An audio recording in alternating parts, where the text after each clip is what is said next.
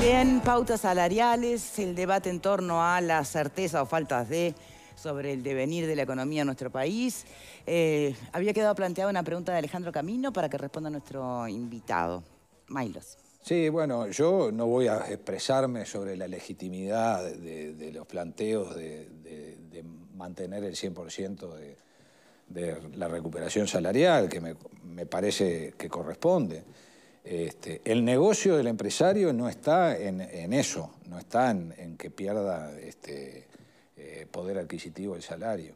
El problema son las posibilidades que hay. Y hoy estamos enfrentados a una negociación que el Poder Ejecutivo pone en 2 años, y habría que preguntarle a ellos por qué ponen 2 años, cuando tenemos un futuro incierto, donde vemos la luz al final del túnel, no sabemos si vamos a llegar a salir, y entonces ahí es donde hay una incertidumbre muy grande que, bueno, que habilite, que posibilite que las partes negocien de una manera distinta a la que yo creo que se van a venir las negociaciones. ¿No confía en los pronósticos de crecimiento de la economía uruguaya que plantea el Ejecutivo? No, yo no es que confíe o no confío, es que creo que el marco de incertidumbre es tan grande que, bueno, que hay que ver si se plasman los hechos.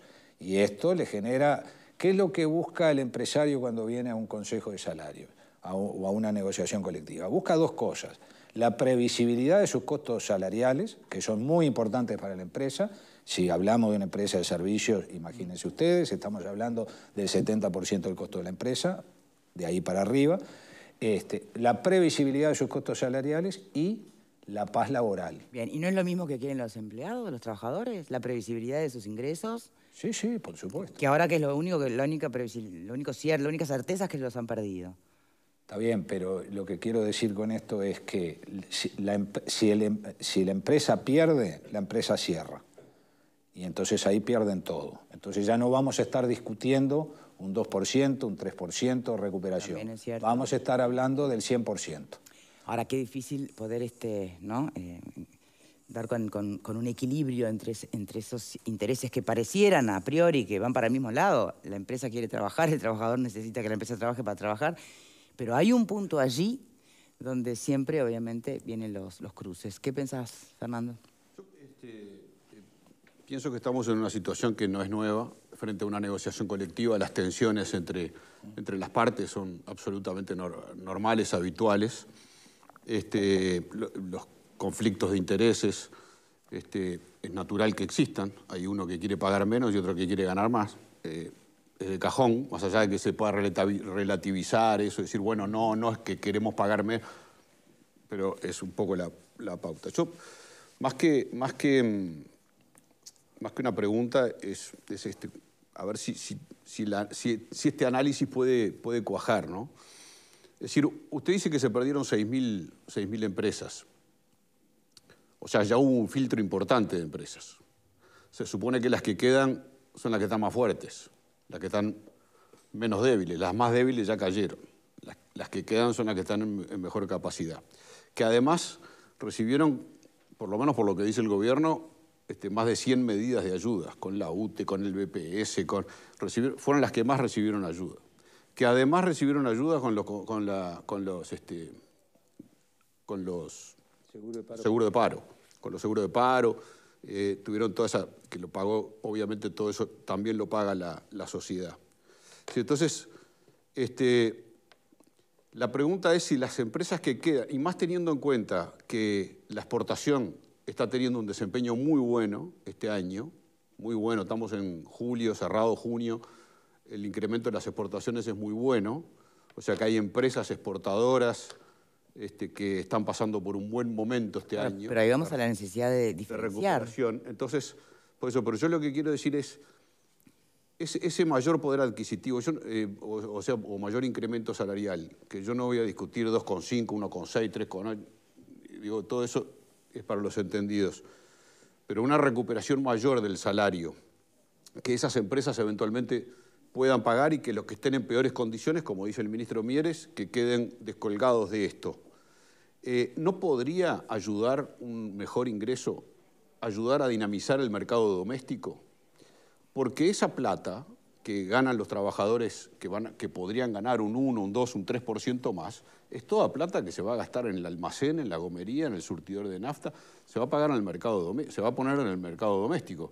¿No es una forma de ayudar a esas 6.000 empresas que cerraron y a las que están tecleando también volcar más plata en el mercado doméstico? Es una pregunta quizás como más filosófica que puntual, pero...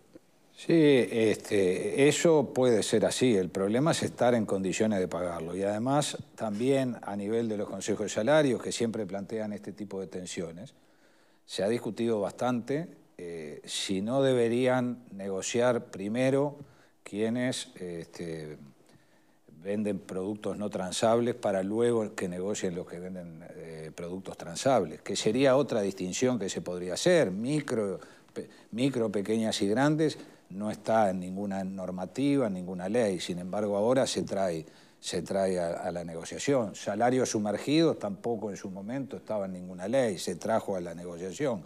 Bueno, hay quienes postulan que deberían negociarse primero quienes tienen productos transables, perdón, no transables y luego los transables. En fin, pueden haber otras divisiones y otras maneras de encarar la negociación. Lo que es cierto es que al final del día es lo que las empresas puedan. Y yo creo que eso es lo que preserva a la empresa como dador de trabajo y engranaje de todo esto del consumo interno. Claro, pero hay un resorte también, que si no lo pueden pagar va a terminar engrosando claro, el seguro de paro, mayor cantidad. O sea que eso también tiene... El que no pueda pagar va a tener un soporte también en el Estado a partir del envío del seguro de paro. Claro, pero... Eso está ciertamente balanceado. Yo lo que le pido es una reflexión sobre ese último punto, de si eventualmente una recuperación de un 1,5%, un 2%, un 3%, un 4% no podría ayudar también a muchas empresas que ustedes también representan como cámaras empresariales. Sí, por supuesto. Y a muchas empresas que podrían ver más circulante, más dinero en el mercado, podrían vender más fideo, más azúcar, más hierba, más pasta de dientes, más todo. Sí, yo estoy de acuerdo con eso, pero también creo que hay otra arista que hay que analizar y son las señales para fomentar la inversión. ¿Por qué? Porque nosotros vamos a necesitar más empresas privadas, pequeñas, medianas y grandes. Con esta cantidad, si ya teníamos dificultades para crear los empleos, con esta cantidad que tiende a descender, vamos a tener más problemas para generar empleo. Porque si a esto le sumamos la automatización, si a esto le sumamos el saldo que nos deja el teletrabajo... Pero entonces, ¿pero estás volviendo al salario versus empleo? Es que al final del día es esa la discusión. Lo que no se ajusta por cantidad se va a terminar ajustando por cantidad. Salvo que exista una intervención fuerte del Estado en materia de, por ejemplo, algunas propuestas alternativas para esas empresas que están identificadas como en riesgo. Sí, lo que pasa es que uno no puede tampoco subsidiar esas empresas toda la vida. Tiene que generar las condiciones para que las empresas por sí solas... Pero hay propuestas concretas para... No, nosotros no conocemos ninguna propuesta más allá de las medidas que son necesarias, que hemos tildado en muchos casos de insuficientes, porque también sabemos que las posibilidades no son plenas de posibilidades, digamos, de poder asistirlas.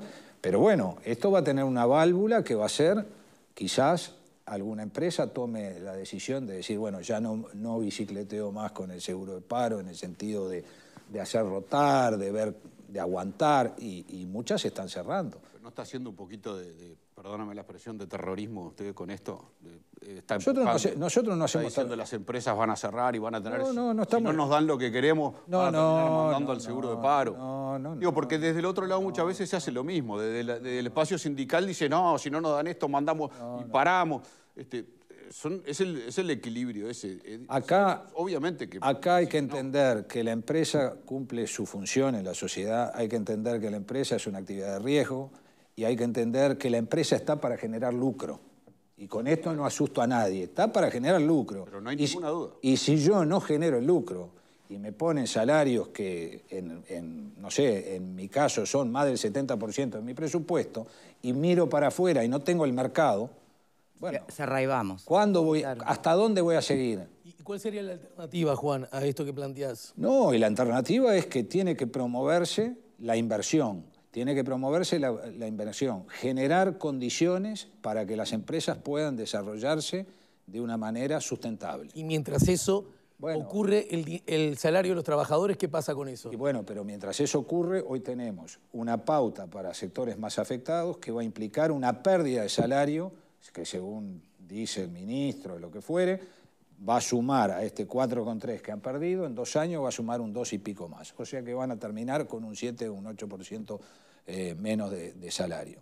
Bueno, ¿es eso o que la empresa desaparezca? Y esto no es hacer terrorismo de nada. También, es aceptar la pérdida del lucro, ¿no? En porcentaje. Pero eso ya está previo. Eso ya está de manera previa. Yo le decía, le dieron como 100 medidas distintas. Y además le dieron el seguro de paro. Y además el trabajador tuvo pérdida salarial. ¿Cuánto más? Bueno, pero ¿cuánto más? Estábamos en caída libre. Pero ¿cuánto más? Porque no, y bueno, saquemos todo. Es decir, no hay recuperación salarial, o la recuperación salarial que sea menos, pero ¿cuánto más va a pagar? La recuperación salarial en algunos casos tiene que estar postergada para la supervivencia de la empresa. Y desde ese punto de vista nosotros apoyamos este nuevo periodo puente para estos sectores. Tiene que estar postergada. Y si no está postergada, bueno... Porque fue el acuerdo que obtuvieron el año pasado con los trabajadores. Claro, ese es el problema, ¿no? El incumplimiento de una pauta anterior. Y ahora el acuerdo que hay en esta pauta es que ese periodo puente se limita al 6% de los trabajadores privados, que son los más afectados. Y bueno, esos van a tener que seguir esperando, apostando a que la empresa siga, apostando a que el mercado vuelva, apostando a que puedan salir. Y habrán muchas que saldrán y habrán otras que no van a salir. Está bien. Normalmente los consejos de salarios se acuerdan más del 90%, ¿no? Lo que pasa que es este esquema de consejo de salario, ¿no? Nosotros tenemos una queja contra la ley de negociación colectiva. Este tipo de consejo de salario. Tripartito, digamos.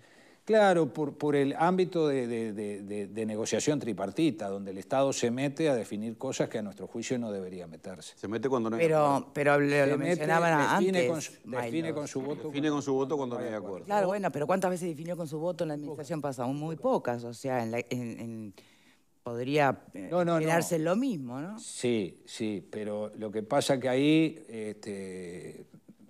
Hay que ser un poquito más sutil que ver solamente si hubo o no hubo votación, porque hay que ver toda la actividad de los negociadores gubernamentales, cómo fueron llevando la negociación, y hay veces que el dedo en el plato se puso desde antes.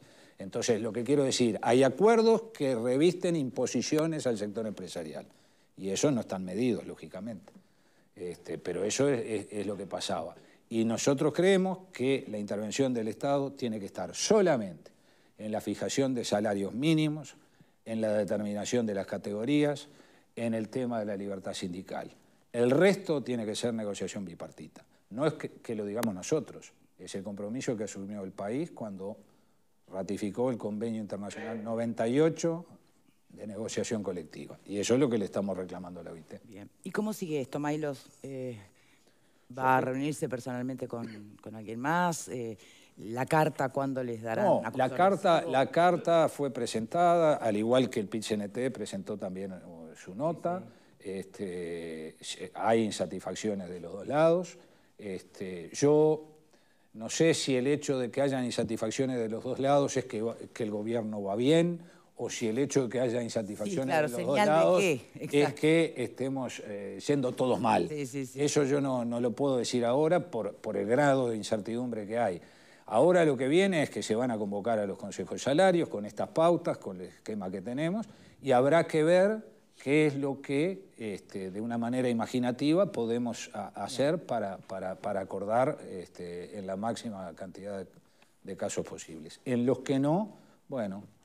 tendremos nuevamente el fenómeno de la conflictividad que no sería nuevo tampoco. Que está latente y que tampoco me parece a mi juicio que vaya a ser solución sustantiva a todo esto. Entonces, muchísimas gracias, Juan Maylos, asesor de la Cámara de Comercio y Servicios del Uruguay. Muchísimas gracias por habernos acompañado. Muchas gracias a ustedes por el interés y por la invitación. En este tramo veamos cómo se resuelve finalmente. Antes de cambiar de tema, les quiero contar